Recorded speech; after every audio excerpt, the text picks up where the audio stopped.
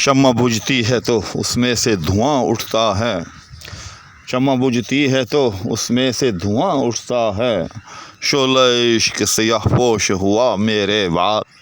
अस्सलाम वालेकुम नाज़रीन, हुस्न गमज़े की कशाकश से छुटा मेरे बाद, बारे आराम से हैं अहले जफ़ा मेरे बाद। इस गज़ल का तीसरा शेर लेकर आपकी खिदमत में हाज़िर हो रहा हूँ और बिला ताख़ीर वीडियो शुरू करता हूँ। सबसे पहले इसमें मौजूद मुश्किल अल्फाज का एक जायज़ा। शम्मा बुझती है तो उसमें से धुआं उठता है, तो इसमें कोई ऐसा मुश्किल लफ्ज़ नहीं है, जबकि दूसरा मिसरा भी इसी तरह से है।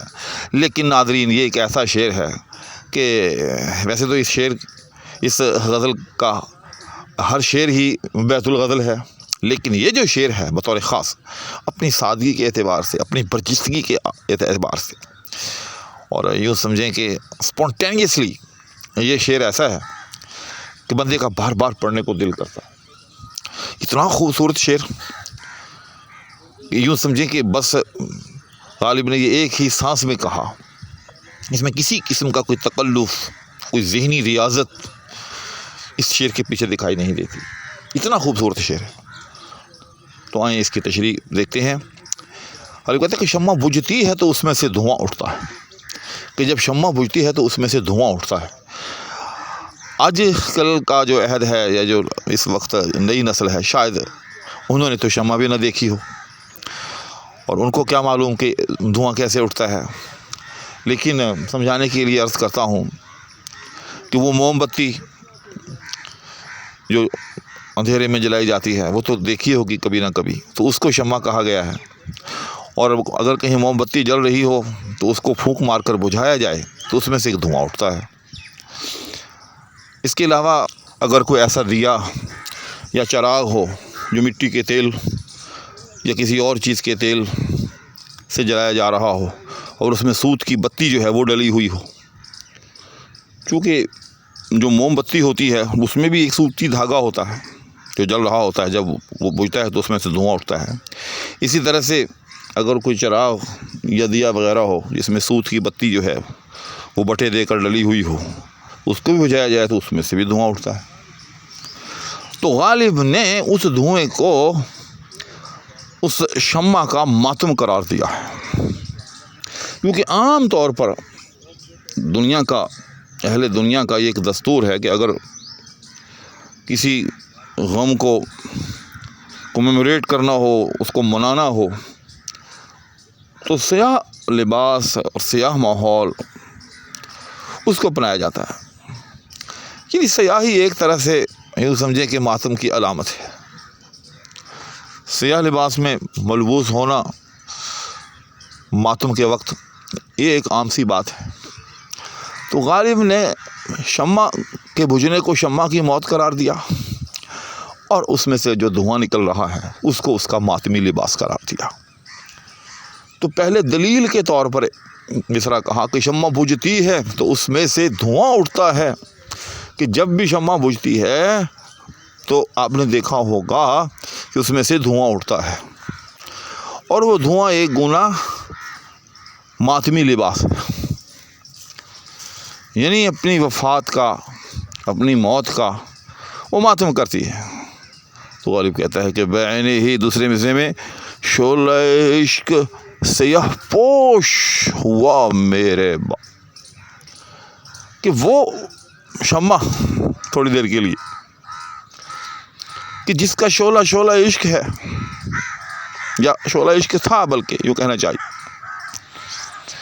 यानी इश्क को यूँ समझें कि गालिब ने इस शेर में हिस्सी तौर पर एक शोले के साथ तशबीह दी है, और इश्क को आग और शोले के साथ हमेशा अहले कलम और अहले शेर जो है वो तशबीह देते आए हैं।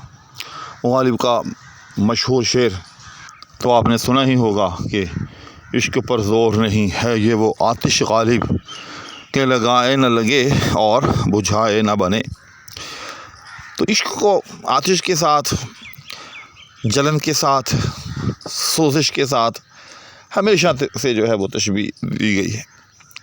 तो इसलिए गालिब ने कहा कि शोला इश्क सियाह पोश हुआ मेरे बाद, यानी वो शोला इश्क जो میں نے روشن کیا ہوا تھا، یا جب تک اس دنیا میں تھا، وہ شعلہ عشق میرے دم خم سے روشن تھا، لیکن جب میں نے کفن پہن لیا، میں نے سفید پوشی اختیار کی، تو وہ شعلہ عشق جو ہے وہ سیاہ پوش ہو گیا، بجھ گیا۔ یعنی عشق و عاشقی کا جو سلسلہ میرے دم قدم سے موجود تھا، وہ سلسلہ جاتا رہا۔ تو جیسے میں نے عرض کیا کہ اس پوری غزل کے اندر غالب نے اپنے آپ کو بہت ساری چیزوں کا مرکز، محمل اور یوں سمجھیں کہ واحد وجہ جو ہے وہ قرار دیا ہے، اور جب غالب چلا گیا ہے تو وہ تمام چیزیں جو غالب پر موقوف تھیں، غالب کی موجودگی پر موقوف تھیں، وہ سب چیزیں بھی جاتی رہی ہیں۔ اور انہی میں سے ایک شعلہ عشق جو ہے وہ بھی تھا کہ جب تک غالب تھا وہ روشن تھا، اور جب غالب چلا گیا وہ شعلہ عشق جو ہے وہ بجھ گیا، اور اب وہ سیاہ پوش ہے، اس ماتم میں سیاہ پوش ہے۔ غالب تھا تو لوگوں میں عشق کا شعور تھا، لوگوں میں عشق و عاشقی تھی، لوگوں میں دل لینے دینے کا چلن تھا، لیکن غالب کے جاتے یہ سب سلسلے موقوف ہو گئے۔ تو ناظرین، آج اس غزل کے 3 شعر ہو گئے۔ وہ احباب جو باقی ماندہ اشعار بھی دیکھنا چاہیں، وہ بالکل اس سے متصل پچھلی 2 ویڈیوز جو ہیں ان کو دیکھ سکتے ہیں، اور اس طرح سے ان شعروں کی تشریح بھی جان سکتے ہیں۔ جیسے میں نے پہلے بھی عرض کیا، اب مقرر عرض کر دیتا ہوں کہ میں ہر شعر کی الگ ویڈیو اس لیے بناتا ہوں کہ اگر کوئی صاحب کسی اسپیسیفک شعر تک پہنچنا چاہیں، کسی خاص شعر کو دیکھنا چاہیں، تو ان کے لیے آسان ہو، کیونکہ الگ شعر تھمبنیل پر بھی لکھا ہوتا ہے، ویڈیو کے ٹائٹل میں بھی ہوتا ہے، تو آپ بآسانی جو ہے اس شعر تک پہنچ سکتے ہیں۔ تو آج کی ویڈیو یہیں تک، اس وعدے کے ساتھ کہ انشاءاللہ اگلی ویڈیو میں اس غزل کا اگلا شعر لے کر آپ کی خدمت میں حاضری ہوگی۔ اس وقت تک کے لیے دعاؤں کی درخواست کے ہمراہ فقیر اجازت کا طالب۔ اللہ حافظ۔